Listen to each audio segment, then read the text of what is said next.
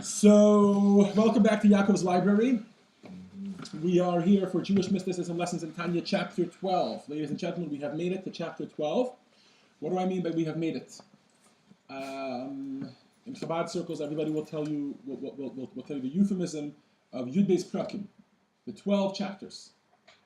Right? What's the 12 chapters? The first 12 chapters of Tanya sort of go as a series together. Right? I know we're doing it according to the division of the Alter Rebbe just divided it by 53 chapters, right? That's it. That's the whole book. In the practical Tanya, Rabbi Miller divides it as the first 8 and then the next 7, right? As we're doing it. Is that why this is our seasons? 11? Is that what? Is that why this is lesson in Tanya 11? No, that's lessons in Tanya number 2. Because we're in series season 2. Thank you. Season 2. Yeah.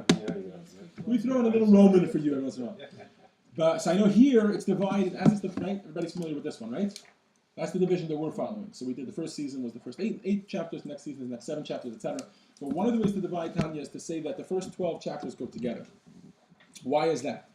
Because in chapter 1, right, the Alter Rebbe introduces us to a number of questions. One of the primary questions, anybody remember? What is this strange word that he has in the front of me? An Inbetweener. What is a Beinoni? That was a question that the Alter Rebbe asked all the way at the beginning of Tanya. And the Alter Rebbe brought from so many different sources about how a Beinoni never sins in his life, right? But yet he's not a Tzadik for some reason, right? He brought that story with Rabbah. Anybody remember that story with Rabbah? Right? How Rabbah said, for instance, I am a Beinoni. And everybody said, really? If Rabbah is a Beinoni, what does that leave us? To be all these questions. And finally, in chapter 12, for the first time, the Alter is going to introduce to us what the Beinoni is. Now, it's not going to end there. The Alter is going to continue to talk to us about how the Beinoni proceeds throughout his life, and meaning, we spent one chapter talking about the Tzadik, one chapter talking about the Rasha. We are now going to spend multiple chapters talking about the Beinoni. In a certain sense, you can say that the rest of Tanya is spent talking about the Beinoni. Why is that? Because the Alter believes, the Alter preaches, that the most attainable level for every single human being is the Beinoni.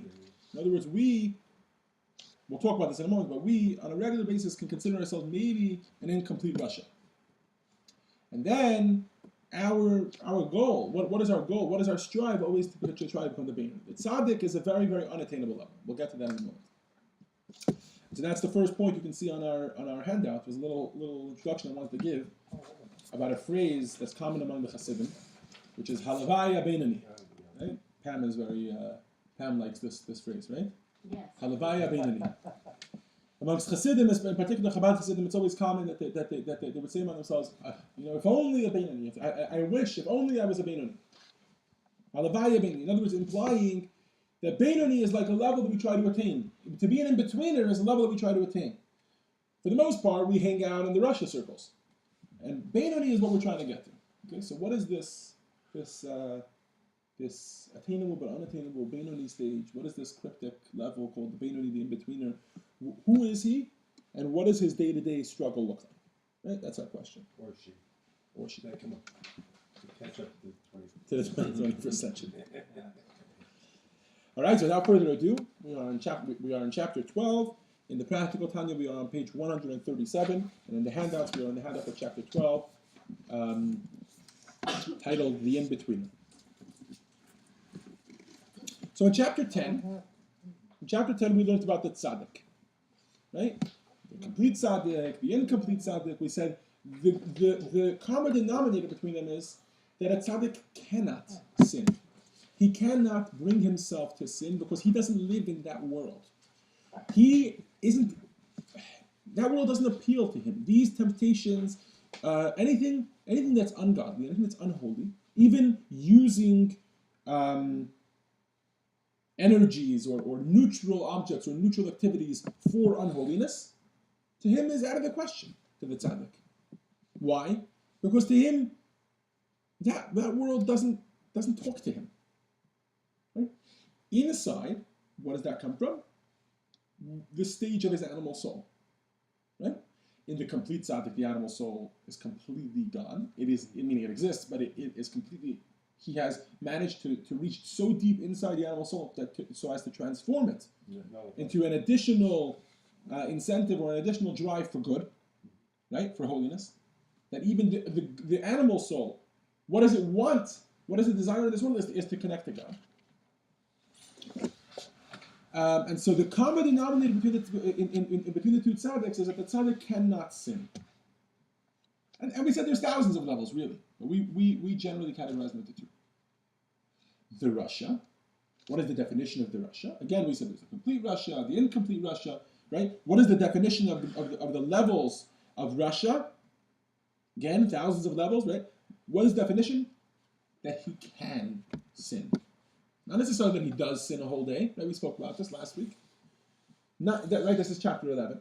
Not necessarily that he can't. By the way, this is why maybe this is why the Alter Rebbe put the definition of the Rasha in chapter 11, because nobody wants anything to do with chapter 11 ever, right? So, what is the What is the common denominator in between all the Rashas? What is the core of the Rasha? What makes him a Rasha? That he can sin. In other words, that world appeals to him.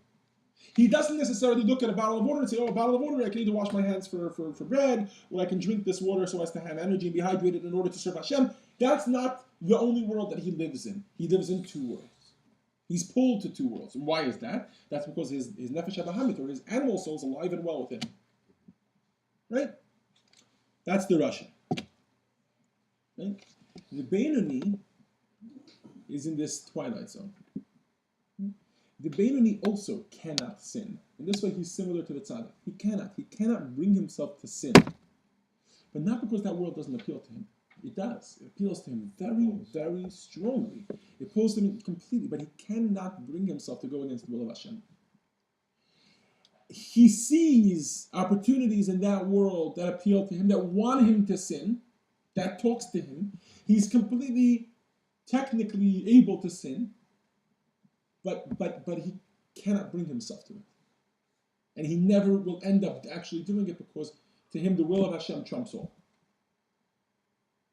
I know that's a lot. We're going to unpack that, right? We're here today to talk about the Beinoni. But that's the opening statement about the Beinoni, how I would define the Beinoni on a very simple level. Go ahead. So you said that there are very, very, very few complete tzaddiks. Is it the case that there are also very, very, very few complete Rashas? No. Oh. That is plenty. Look Okay. Look at it this way. No, I wouldn't say... It's uncommon. It takes a lot. Let's put it this way. It takes effort to be a complete Rasha. I wouldn't say there's very few of them in the world. That make sense? Yeah. It takes effort. Maybe there was an It takes effort. I would say that there are no complete Rashas in this room. Thank you. Okay? Thank you. No, I would say there's no complete Rashas that Some of have... us are closer to the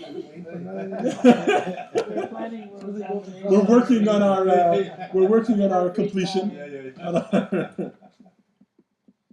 On our wholesomeness. No, I honestly, a complete Rasha is somebody who never, right, what did we say? We said the neshama, remember, let's touch back, this is last week's lesson, right, but let's touch on it again. We said the nefesh halokiyat, the godly soul, never dies than anybody, right?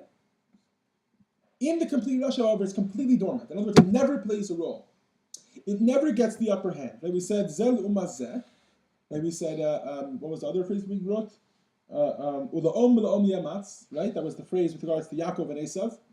When one is up, the other is down. In him, in the complete Rasha, the nefesh habahamit, the animal soul, completely rules his life. And the godly soul plays almost no role. It exists, it's there, it can never die, it always is an inspiration for holiness, etc. But in that, so it almost takes effort, right?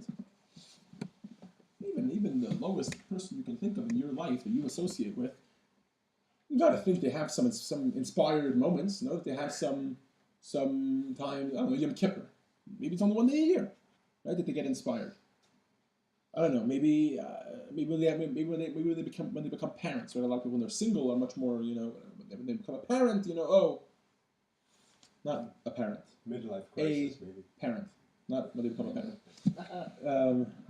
Right, some people it's a midlife crisis. Some people, by the way, it's on their deathbed or close, you know, towards the end of their life. They start wondering, "Oh, what the heck am I doing in this world? Oh, I came here just to be in Las Vegas a whole." So that's what I mean. It's like it takes effort to be a complete Rasha. Okay, does that make sense? I don't understand why we can't at least wake up a Beinoni and then, I don't understand really, why are we all Russias? Oh, so one of the main things we're going to introduce in this chapter, and maybe we've spoken about it before in other chapters, is the fact that we're not stagnant. We don't stay at a particular level. A Beinoni is not a person. Beinoni is a stage. And so that means we're constantly fluctuating between levels. Most of us never fluctuate that high to be at the Tzadik Gomer, at the complete Tzadik stage, or that low to be at the complete Russia stage. Right? We float somewhere between the other two. Some of us enjoy being at the very lowest level. Well, I'm not speaking for myself. Is there like a gang? Is there like a gang? There's a positive aspect to that. There's only one direction to go. Oh yeah, exactly. Very good. Wow, okay. All right. Figure this out. Okay, so now what is the Beinoni? Okay, what is the Beinoni? So we know, the good news is, people, that we already have the rules. We already have the playing field. Right? We already know what are human beings, when you dissect a human being, right, when you bring a Jew down to his core, we already know what his spiritual makeup is, right?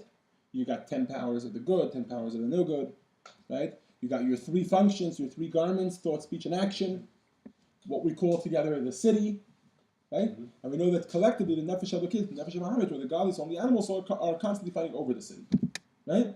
What is going on inside the Beinoni?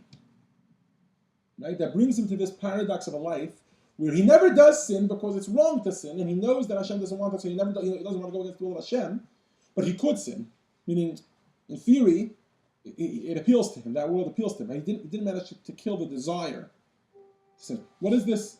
What is this balance? So, on a practical level, his life is governed by the Nefesh HaElokit, by the godly soul.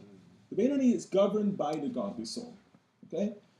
However, and never the animal soul, right? Meaning his thought, speech, and action almost always reside in the realm of holiness. Right? Are busy with holiness. His actions are holy actions. He never does things and they're not for God. He's a godly person. He's a spiritual person. He's a Jewish person. He's constantly doing his best to be godly, for lack of a better word. However, the potential to sin, the temptation to sin always remains. Why is that? It's a question for the class. Now, because we know how it works. Because obviously the animal soul is still there. Not only is the animal soul there, right, but the animal soul actually is an active force. It's there. It's alive. It's not like in the incomplete Tzadik where we said, oh, it was there, but it was dormant. Remember that was the level right above this one. By the complete Tzadik, let's start from the top. Like the complete Tzadik, what's the role of the animal soul? Transform. It wants godliness. It wants holiness. That's what it wants. By the incomplete Tzadik, what's the role of the animal soul? Dormant. It's there. It's there. It plays. In fact, somebody asked me, "What does it even make a difference that it's there?" Right? And we tackled that last week. But it's there, or 2 weeks ago. Sorry, it's there. It's there. It exists, but it's dormant. It doesn't play any role. In the Beinoni, it's not just there, but it's bubbling. It's there, all right. It plays a role. It constantly has a say. But who rules? Right? Like Doug and I were joking before the class. She knows I'm there. Right? She's aware that I'm in the vicinity, but she's still there. That's what she needs to do. Meaning the animal soul plays a role. It has a say. They have a court case. Let's hear what the animal soul has to say. Let's hear what the godly soul has to say. But the godly soul always wins.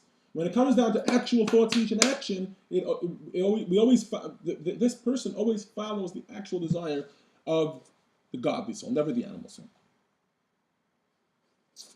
I heard a rabbi once giving a class. Never. In the Beinoni's life, never. So remember, we talk. This is where we're getting to this. We talk about the Beinoni as a person, a complete life of a person. Never in the Beinoni's life. The moment he stops doing it, the moment if the animal soul wins, then he goes down to incomplete Russia. Now, you know what? We'll talk about it in a moment, but let's talk about it now. This is very, very important to understand because these are not like, it's not a game, you know.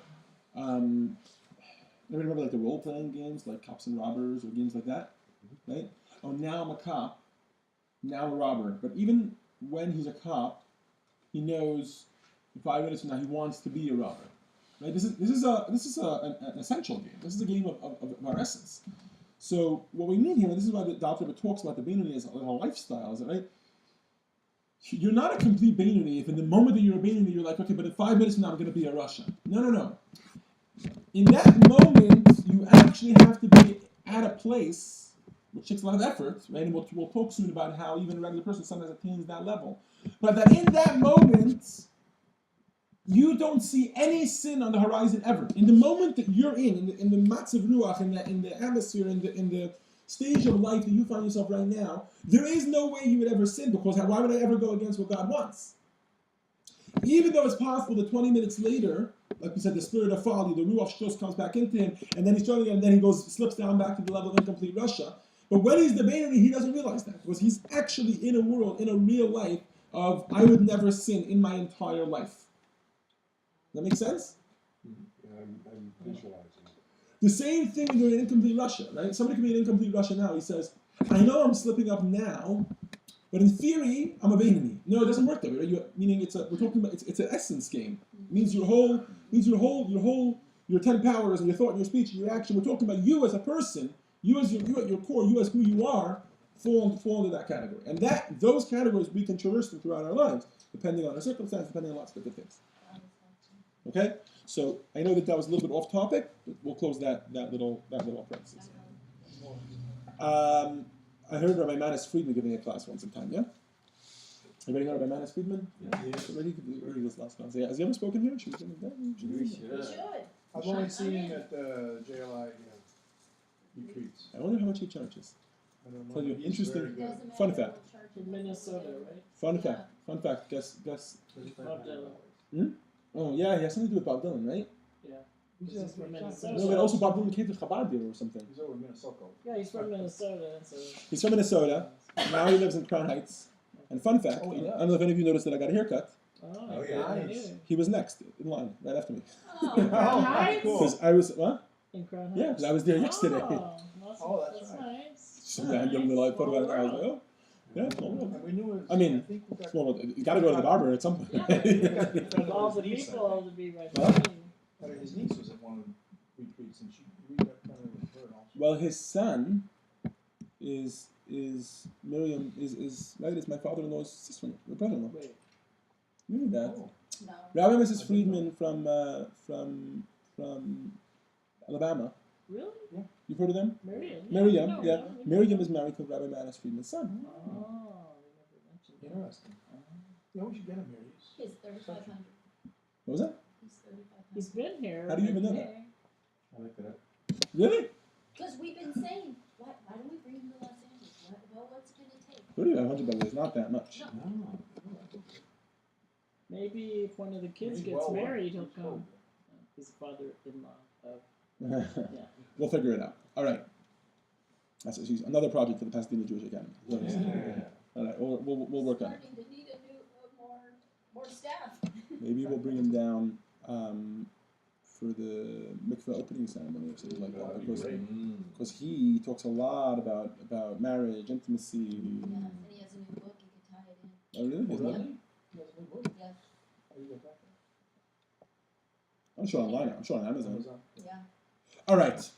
Okay. If that wasn't off topic, I don't know what was. Circuit. So what I was saying was, yeah, and he gets his haircut at the same place. Like, he must give us a break. If he got his haircut right after me, It was Hashem about practice. yeah, it must have been. Remember. I should have asked him yesterday. He wouldn't have said no then. I would have said, otherwise I'm getting a really long haircut. Maybe you're waiting for an hour. Can't give me an hour of your time. Anyways, all right. Back to the topic at hand. So he gives a great analogy. And he says like this. He says like this. The Tzadik, the Russia, and the Beinoni all come to the window. Okay, they come to the window. To which window do they come? They're walking down Colorado. And they're walking by a jewelry shop. Or down Lake, right? Because there's jewelry shops around Lake. They're walking down past the fancy one. I don't know if there's a Tiffany's there, but they walk past the Tiffany's. Right? The Russia walks by the jewelry shop. So the Tzadik. The Tzadik walks by the jewelry shop. He looks through the window. He sees something beautiful, It doesn't even enter his mind that he wants that object. I can't afford it. The shop is closed, or the shop is open, whatever it is. I can't afford it. I don't need it to serve God. It doesn't enter his mind that he wants that, whatever it is behind that window. The Russia walks by, says to himself, I can't afford whatever it is behind that glass. Definitely don't need it to serve God. I want it anyway. Not only does he think he wants it, in his mind he starts thinking about it. Maybe even a complete Russia in particular, right? Later on that night he'll come back with a brick, right? Or a mask, or whatever it is that's needed, right? And he'll figure out how he gets what he wants to get from behind there, because he wants it.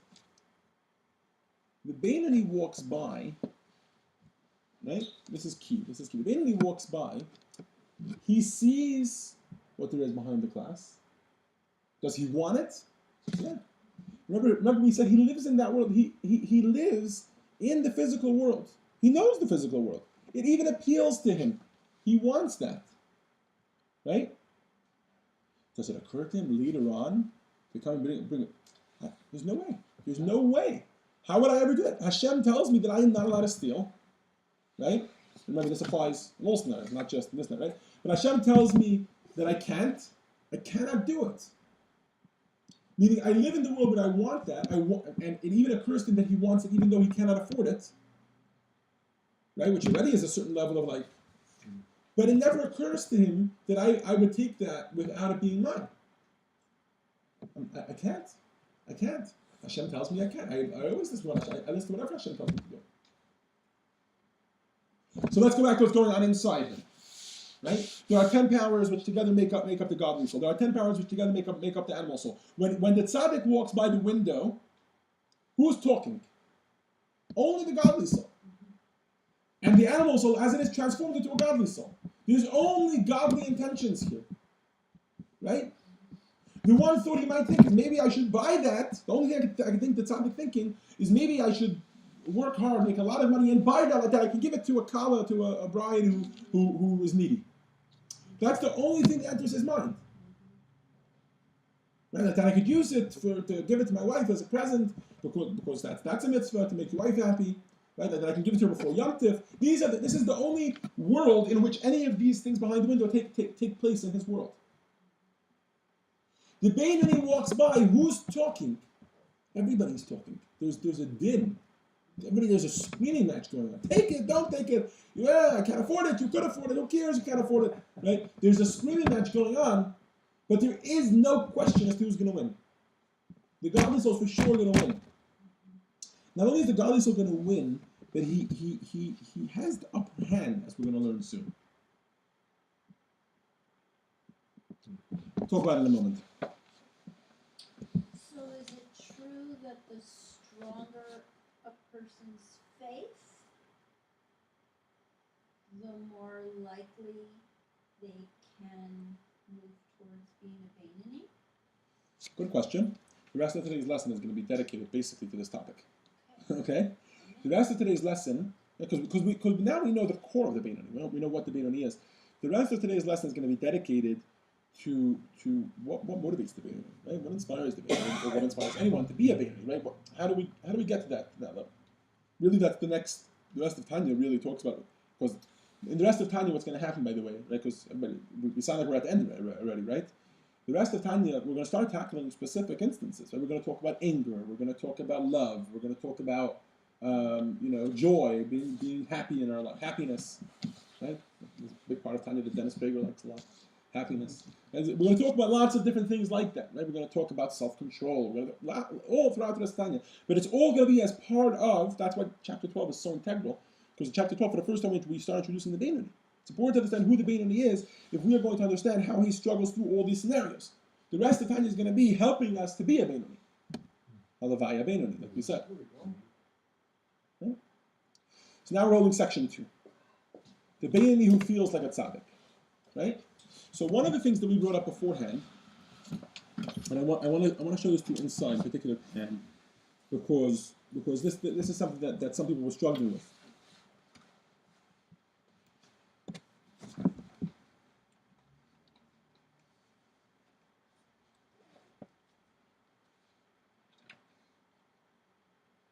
There's no good place to show you the words. But this concept of the fact that the Beinoni is constantly fluctuating, right? The Alter Rebbe begins to talk about it not just between the incomplete Russia up to the Beinoni. Hey, good morning. Didn't see you come in there. The fluctuating also happens upwards. In other words, a Beinoni can become a tzaddik for a brief moment. He has tzaddik-like moments. Okay? And that's what we're going to talk about right now. Because Pam wanted to know, what Pam wanted to know was, and this is a very, very, it's a great question, it's a very important thing to understand, is how do we become a Beinoni? Right? Or where does the Beinoni take that power from? Why is it that we say that even though he walks by the window, it appeals to him, that world exists, but still for some reason the Nefesh HaHamid, the animal soul, never wins. Right?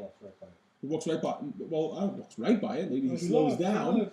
But why? Here's the question. The key question is, where does that power, where does that inner resolve come from? That's the question we're going to tackle for the rest of the lesson. Where does that inner resolve come from that a Beinoni never slips up? Right? In the world of the Beinoni, he never sins, he never does an Avera. Why? So the first concept that the Alter Rebbe introduces is this fluctuation. Right? The fact that every human being, that we spoke about before, is fluctuating from the Beinoni downwards. That maybe as human beings, we sometimes are incomplete Russia, sometimes we're Beinonis. The Alter Rebbe says the Beinoni has moments in his life when he can have tzaddik-like moments. In particular, the Alter Rebbe introduces during the reading of the Shema and davening. These are spiritual, right, moments. But much more importantly, these are also moments of great toil by the Beinoni. These are moments of great effort by the Beinoni. Right? The Beinoni, remember, is trying his best. I mean, not trying his best, but he's working very, very hard to be a Beinoni at every moment. So his davening, which is a time of inner conflict or inner battle when we actually battle with our own emotions and we're attempting to become closer with God, is a very, very important moment in the Beinoni's life. And he's assisted by the fact that during the Shema or during davening, there are certain spiritual energies or godly energies that shine from above. One of them is called Chabad, actually, Chachma Bina Dat. The intellect, the supernal or the godly intellect shines from above. And if a person aligns, if the Beinoni aligns his Chabad, his Chachma Bina Dat, his intellect, well enough with the godly intellect, they can fuse together. And that can give him tremendous power. And in that moment, he can be a tzaddik. Right? Now here's the point I want to make very clear. We talk all the time about the tzaddik and how the tzaddik is what does the tzaddik look like when he walks by the window and there's something in the window? Or we talk about that all the time, right? Here's the problem. The tzaddik for the most part isn't in that world, doesn't live in that world, right? So a tzaddik during davening means that he's completely involved, he's fused with godliness. That's what happens. That's what a proper davening is. He's right? one with God. He's one with God. Shema Yisrael, Hashem Elokeinu, Hashem Echad, which means Hear O Israel, the Lord is our God, Lord is one, right? To us means I'm saying it, I try to believe it, I try even harder, or I put in even more effort to actually make it real in my life. Not just believe it, but actually live by it, right? The Beinoni can reach a stage where he actually fuses himself and becomes one with God. And at that moment, he can be a tzaddik. So let's recap. Let's not recap, but let's remind ourselves what we said earlier about what it means that in that moment he is a tzaddik, right? I thought a tzaddik is a person, and in the entirety. No. In that moment, he reaches a stage of his life where a lifestyle, or an atmosphere, or a matzav ruach. How do you say matzav ruach? How do you say it? It's a very superficial state of mind. Thank you. He reaches a state of mind where now I would never sin in my life. That can happen during that. During a proper davening where someone invests enough effort, that can happen.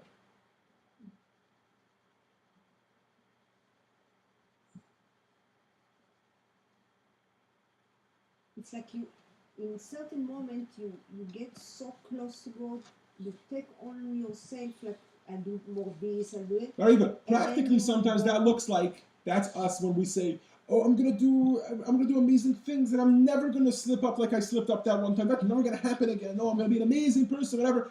And meaning, and then there is this falling from grace moment, this like reality check afterwards. But we're gonna talk about that in a moment. Let's still talk about the high, right? In that moment, what is the role? If you analyze the person in that moment, what is the role that the animal soul plays? No, completely subdued, like the incomplete Tzadik. Okay? Meaning, it plays no role. It doesn't even have a voice. Remember, in the Beinoni, it has a voice. No, now it has no voice. He's reached a stage where he's so inspired with godliness. He's so one with God. He's so, his intellect fused with the godly intellect. He's praying with fervor. He's praying properly. That now his animal soul plays no role. You with me, Martin? What happens then? And that when he finishes. Right? And he has this moment. Life comes. Well, life comes. Then he falls from grace. Right? And now he has the moments after praying. Right? So, a Beinoni is someone who manages to take at least a little bit of that and continue it throughout his life. Not enough does it continue throughout his life that now the animal soul plays no role. But at least he what's the word? He takes power. He feeds. Momentarily. Not just momentarily. He managed to take enough of that for the after davening that at least, even though the animal soul has a voice, the godly soul always wins. That's the Beinoni.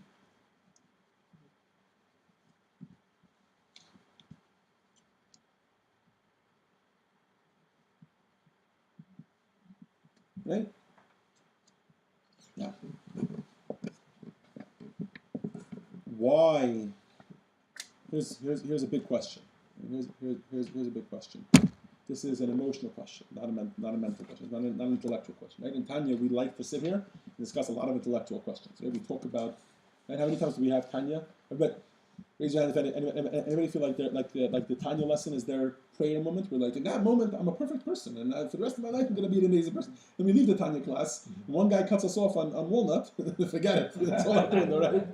Meaning, so we like to talk here because that's what we're doing here. Right? We're discussing philosophically, right? We're not talking about us, right? I never look at anybody and say, well, Martin, how did you struggle with that? I never do that, right? So therefore, all the questions that we tackle with are all the time intellectual. Right? In like the Chabad rabbi circuit, if somebody asks on like one of the forums, anybody have some good insight as to why good things happen to bad people, or bad things happen to good people? Either way, right? So always the first question is: are you dealing with someone who's going through something? Is somebody suffering through cancer, or somebody have a loved one who just passed away, whatever? Then it's two different ways that you can answer that question intellectually. I can sit with you, with everybody in this room, who, at least so far as I know, superficially leads Baruch Hashem nice lives for the most part, right? We're all healthy and well, you know. And then we can tackle these questions, right? Or there's tackling the question with someone who right now is grappling with a question, not intellectually but emotionally, right? So this is what I want to say. I want to take a moment now to answer an emotional question, not an intellectual question, right? Or the Alter Rebbe takes a moment to answer an emotional question. What is that emotional question? An emotional question is, but I can't. But it's hard.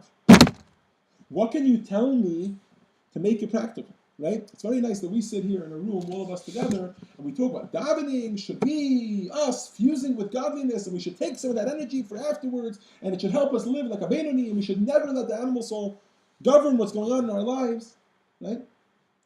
So the Alter Rebbe introduces a key component. The Alter Rebbe says one thing that's very important to understand, that what the Beinoni is doing is not unnatural. It's natural. And the Alter Rebbe quotes, or I should say quotes, I think this is the Alter Rebbe's original words, where the Alter Rebbe says, why is this attainable? Ki hamoach shalit al halev b'tol dato. The Alter Rebbe says that naturally, the mind rules or governs the heart by its nature, b'tol dato. And this is where the Alter Rebbe starts to build back on his foundation, right? Which page is that on? I want to show it to you inside.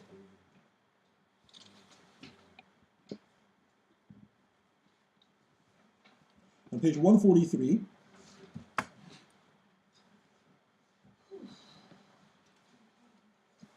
The Beinoni on the top of page 143, right at the beginning. Everybody with me? Yes. The Beinoni cannot stop the urge for self-gratification from entering his mind. Right? It's there. The animal soul's voice is powerful. It's there. It's loud. It's screaming. What he can do is to refrain from intentionally dwelling on such thoughts, i.e. having substantial thought, by diverting his mind to something else. Right? As on the section on thought, by chapter 28, without he's going to deal with that. Right? But what the author is saying is that so it never enters his thought, speech, and action, his actual thought, speech, and action. He entertains the thought, but the thought never actually enters. Still, here, this is where we should have started. Still, the self-mastery of the Beinoni is difficult to fully understand. If he harbors a desire for self-gratification in his soul, surely at some point his desires will eventually overcome him. Right? You're telling me he's constantly struggling. You're telling me the animal soul has not just a voice, but a powerful voice in his life. So how can you tell me with certainty that the animal soul will never win? Right? How can we be assured that on every occasion he will not allow his mind to dwell on these urges or to act on them in any way? So to answer this question, the Tanya cites a fundamental teaching of the Zohar about human nature. I apologize. So it is quoted. It's from the Zohar. The Alter Rebbe says, Ki hamoach shalit al halev betoldato v'teva yitzidato. Since inherently and in its natural capacity, in other words, this is not trying to do something unnatural. This is not, as they say in English, on deck in America. This is not not exploring. What's the word? Discovering America. It's not in rocket science, is what we use in English, right? But in its natural capacity, the brain rules over the heart. Shekach notzar ha'ab betoldato, for that is how a man is formed at birth. So now I'll ask a question that the author doesn't ask. And we as practical human beings ask, so why am I constantly, why are my emotions constantly governing me? Why do I get angry all the time? And I want to control myself, and I can't seem to control myself. Because in that moment we're being unnatural. What does that mean? What does it mean? That means because in that moment, that ruach shtut, that spirit of folly, or whatever it is, that animal soul that's overtaking us and taking us over, that is unnatural to happen in our lives. But that's what we're following, that's what we're feeding, and that's what's governing our life in that moment. But naturally, if our godly soul actually had the governing say, as it does in the Beinoni, then even if there is a dissenting voice, it's never going to win. Because so long as the godly soul's voice is the governing voice, and that's actually, right, then his mind will rule his body. His mind will rule his soul, as it should naturally. It reverts to its natural state. So we were born to be able to do that. Exactly. Very important to understand. But why don't we? The whole course of life is Depends on what we That's exercise. Well, yeah, exactly. It also depends which side we feed. Always defeat the Yetzer Hara. Not let it. do Correct. us. What was the last words you said? Because that sparked something in my mind. That's because we either feed it or we don't. You used the word exercise. Exactly. Exercise. Right? Anybody ever exercise? I just exercised recently, like a week and a half ago for the first time since before the baby and everything, whatever, right? A week and a half ago for the first time in a while, right? And what happens when you exercise for the first time in a while? Anybody remember? You go running or something, you're sore, right? Why are you sore? We haven't exercised. Right? You exercise And your mind can be the same way, right? Anybody ever goes through a moment where for some reason you don't, you're not involved in stimulation, intellectual stimulation, whatever, right? Too many video games, whatever, and then you try to read a book or do something actually it's like almost sore, your brain, because it hasn't thought enough recently, right? Because the mind is also a muscle. The power to do good or evil is also a muscle. In this way, at least let's use that as an analogy, right? This is where what he reads says becomes so important. Right? And I remember the euphemism from not euphemism, the expression from Pirkei Avot, mitzvah goreret mitzvah. A mitzvah brings another mitzvah, right? Aveira goreret aveira. A transgression brings another transgression. It's not just, if you do one, you'll probably do another one. No. When you do a mitzvah, you have fed the godly soul, the godly side of you, and made it the governing voice in your life. So there's a good chance you're going to do another one. The next opportunity you ever do a mitzvah and you don't do them, it's harder not to do it. The more of them you do, the more godly your life becomes. You understand? And therefore, the more the godly soul will win. you're getting more in touch with your natural self. Back to what we were saying about ki hamoach shalit ala lev b'tol dato, that the mind rules the heart and in its natural state. This explains a very cryptic pasuk, a very cryptic verse that there is. I think it's in Mishle. Definitely written by King Solomon.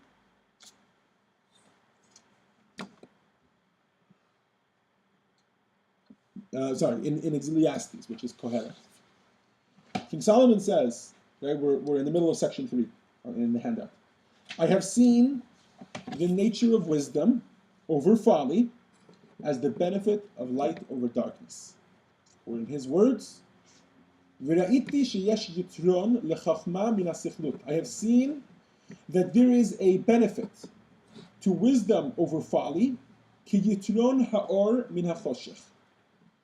as light is more is better or is more important or is more powerful than darkness. Question for the crowd.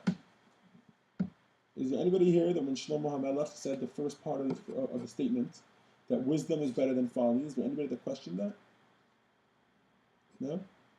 We didn't need King Solomon's wisdom to tell us, oh, you know what's better than folly? You know what's better than being stupid? Being smart. Here comes King Solomon, all of his wisdom to tell us that being smart is better than being stupid. Not only that, forget the fact that King Solomon is even saying this, right? He says, but one second, you probably don't get it. Let me bring an analogy.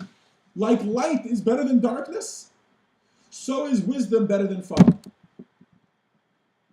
Right? Seems simple. Says the Alter Rebbe, no. Shlomo HaMelech is teaching us something much deeper. He's teaching us what the Zohar just taught us.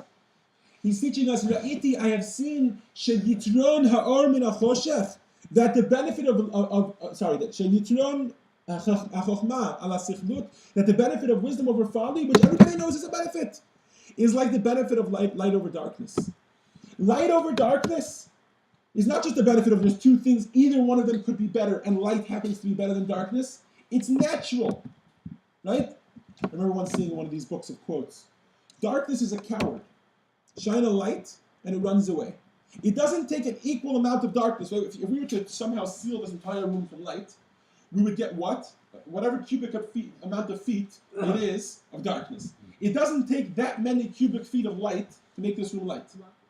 One match, one little spark, one laser, and the room is light. You don't call the room dark anymore.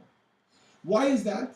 Because the power of light over darkness is so natural, meaning light is so real and darkness is so fake. Right? I don't know how many of you remember, but way back in the beginning, chapter 3, chapter 4, we brought this as an example of for unholiness. What is darkness? What is the existence of darkness? The absence of light. In other words, it's so fake that the moment that something real, something that actually is something, comes into the room, darkness is gone. Shlomo HaMelech is teaching us that in our own lives it's the same way.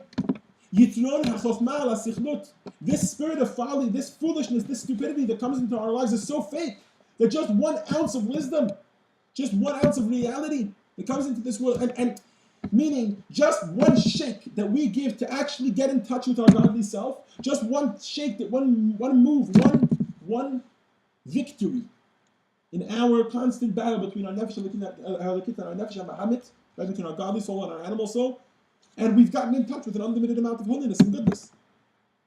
Why? Because that's real and this is fake. So the moment that even a drop of it comes in, it's easy to get in touch with it. Everybody with me? Mm-hmm. So back to the Beinoni, as human beings, we will never undermine the Beinoni. Right? We'll never underestimate. We'll never say the Beinoni is nothing. But now that we look at it from an abstract perspective, the Beinoni is not really doing that much. He's just getting in touch with who he really is. Now that takes a Herculean amount, degree of effort, as we know as human beings. Everybody here is human beings, right? More or less, muscle memories. I'm working on it. So the Beinoni just taps into his natural mind-emotion governance. And his mind rules over his emotions. All right, ready? Ready? This is like a Talmud. This is like a Gemara. Yeah?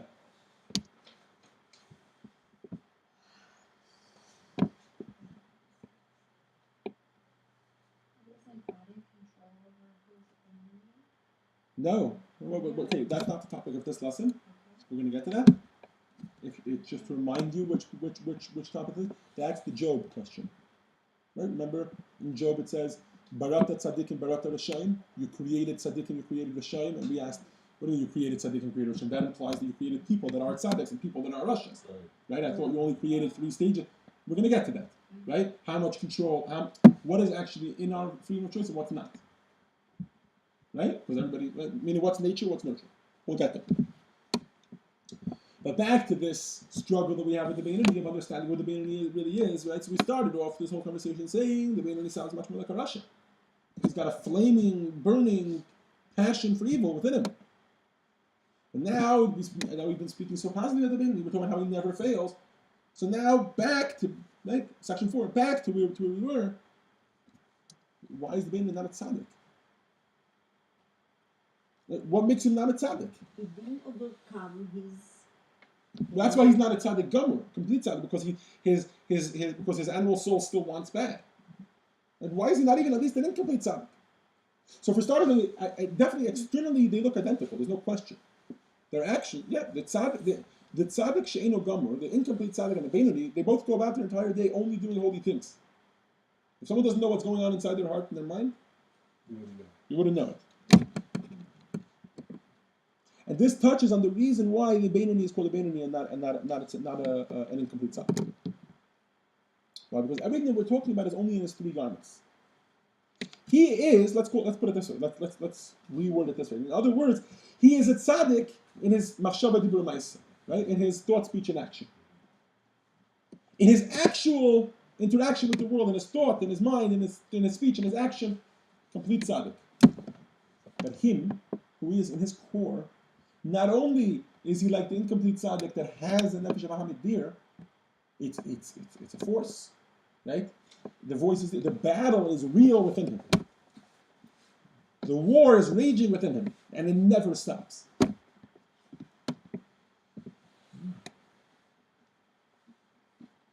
So much so. Where is this?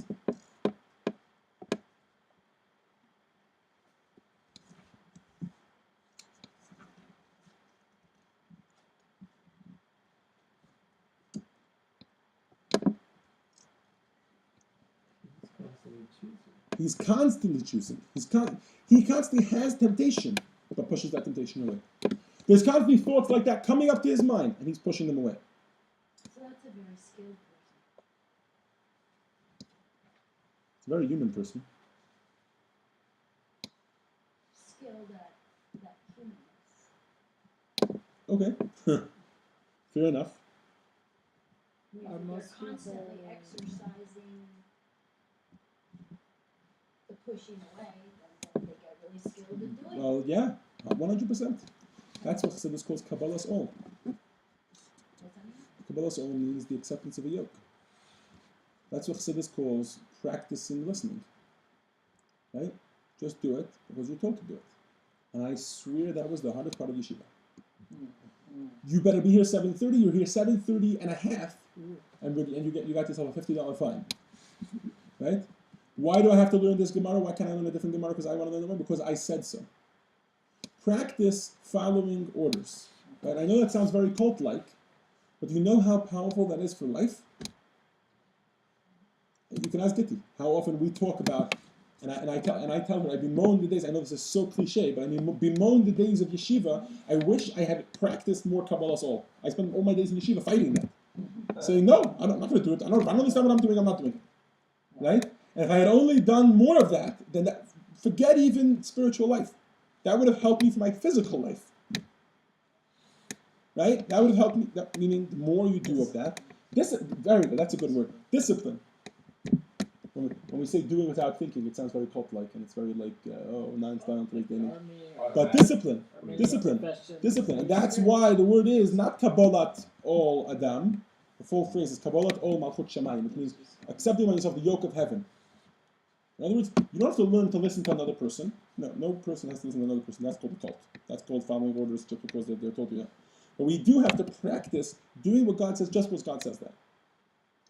In a different lesson, one day maybe we'll talk about the balance that there is in Judaism between understanding what we're doing and doing because that's what God wants us to do. Anytime I stand in the street and ask people to put on tefillin, get somebody ready, you ask them that. I said, okay, sure, let's put on tefillin. So we put on tefillin. And he says, so why are we doing what are we doing? What we're doing? Right? Anybody know what the answer is? Why do we put on tefillin? Anybody? There's two answers.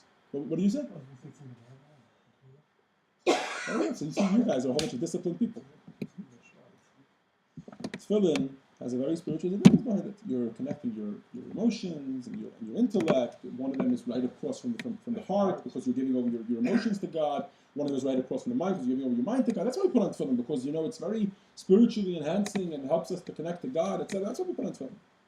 But when you talk to them, you have to make sure you stress both of them. The reason number one why we put on tefillin is because God told us to put on tefillin. Reason number two why we put on tefillin. If any of you stop in your Judaism where you just left me with that answer and say, I don't need to know why we put on tefillin, we put on tefillin because God says to put on tefillin, then you drop the ball. Why? Because there's this fine balance in Judaism. We need both of them. But always, which one comes first? Anybody remember? Shavuos is around the corner. Right? When God told the Jewish people, will you accept the Torah? What did they say? Naser, and then v'nishma. First we will do, and then we will hear. In other words, discipline is, let's say, equally as important as understanding what we're doing, but discipline always has to come first. So does that take trust?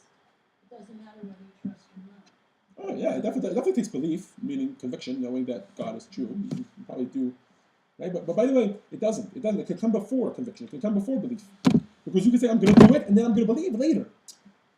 I'm going to get to that stage. Maybe even at the beginning you do it skeptically. Doing has nothing to do with what's going on in here or in here. Doing has to do with this, right? You see that with children, and raising children. Exactly. Children, They don't fully understand things, so yeah, what do? You tell them you do it because mommy said so. Yeah, exactly. You put boundaries. Is that why they shouldn't touch the burner? Because mommy said so? That's not the real reason. But what do you tell them? Because mommy said so. Right. Because then they won't do it. If you tell them, oh, because it's hot, they might still touch it. Beyond them, yeah. All right. It's theoretically unbelievably easy. Very good. Exactly. That's yeah. Pray with If there's fervor. anything we walk out, exactly. If there's anything we walk out from Tanya with, right? By the way, I don't know if any of you remember, but on the first page of the Tanya, the front page, what we call the shower block, the Alter Rebbe says, not even the intro, even before the intro. We did this. I'll tell you where we learned this. You might not all have been present. At the Yud Tes Kislev Farbrengen. At the Farbrengen here, I held one up. A picture of the front page of Tanya. I don't even know if he has it here.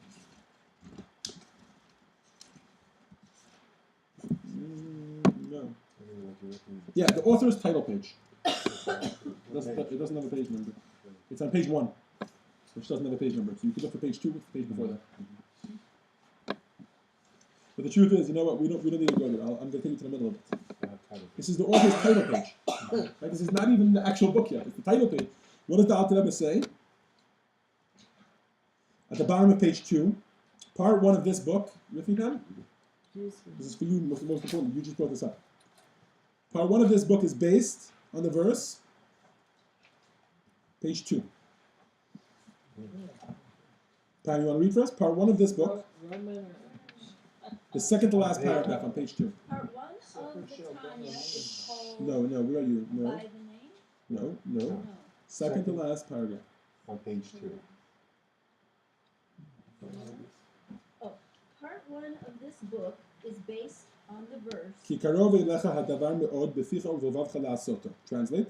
for this body of commandments which I am commanding you this day is not beyond you, nor is it far away. Rather, the thing is very much within reach for you, in your mouth, in your heart, so that you can do it. This is a practically orientated work. It is going to explain how the worship of God that is demanded from you is very much within reach of you. The Tanya will not directly comment on this verse until chapter 17. Up to that point, the book will be teaching you core knowledge that you need to discern about what is within reach and what isn't. You're going to learn the anatomy and physiology of your soul and gain a profound understanding of the soul/body conflict, which we've been doing, right? But what is the goal of the Tanya? Keep going. To clarify. To clarify well how authentic worship is very much within reach, in a long but short way. With the help of God, may he be may blessed. he be blessed. In other words, that what you just said is very much true. And Tanya was trying to explain this stuff the whole time. Right? This is a pasuk from Deuteronomy. This is a verse from Devarim, where Moshe Rabbeinu says, "Ki karov elach." Everything I just told you about, you know, this whole fat book I just gave you, the Bible, and it's got 613 commandments in it. It's easy schmeezy, easy peasy. It's within you. Within your reach. Adam says, "What are you, nuts? Within my reach? It's easy for me." What does that even mean? You just give me 613 laws, each one of which demands a lifetime of work just to understand why I do it. Never mind actually practicing and actually doing it properly. One of those mitzvahs is Shabbos. You know how hard it is to keep Shabbos? Right? So many different laws. We're not talking about just making Kiddush and having a nice Shabbos meal and eating filthy fish with cream. Right? Not supposed to. To actually keep Shabbos is forget loving God and fearing God, to have a real profound love and fear of God, to pray like I mentioned. Easy.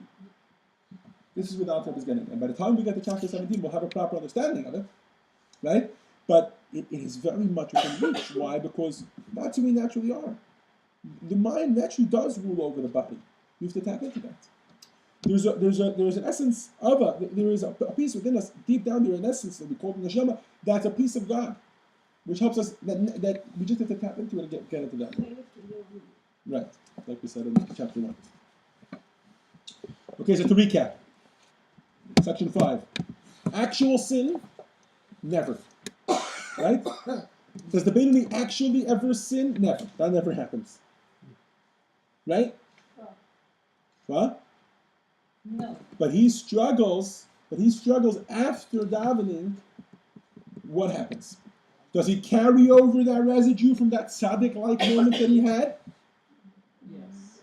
Or, right, he struggles. Or does he fall from grace and it's terribly, terribly difficult for him? That's the Beinoni.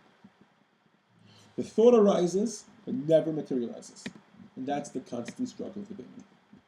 With this we conclude chapter 12 of Jewish Mysticism Lessons in Tanya, the Inbetweener.